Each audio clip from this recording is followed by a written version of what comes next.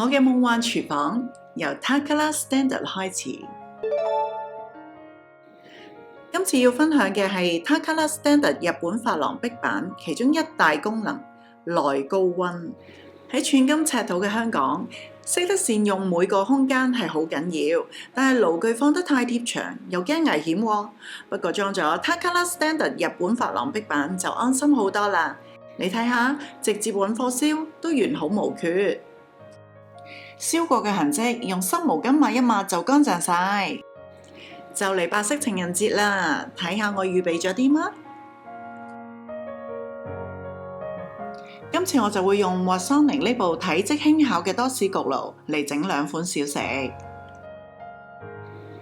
去皮方包，用帽吸半個心形出嚟，加多一片完整方包放入多士爐，用200度焗9分鐘。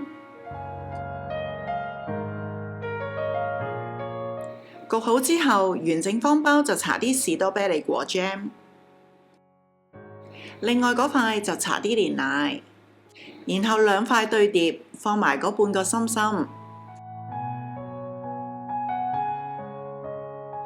跟住寫啲字或者畫下公仔，表達你嘅愛意。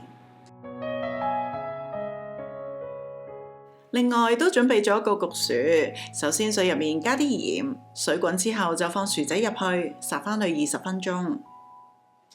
烚好之後抹乾薯仔，用錫紙包住，中間界一刀，放牛油，搽啲酸忌廉，再放芝士碎，同埋煙肉粒，放入多士爐200度。焗15分鐘，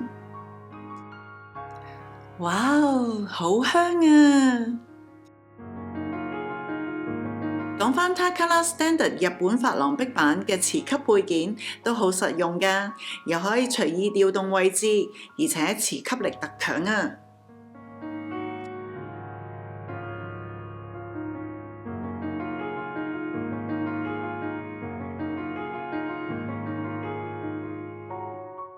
好啦，今次嘅分享就到呢度啦，祝大家有個浪漫嘅白色情人節。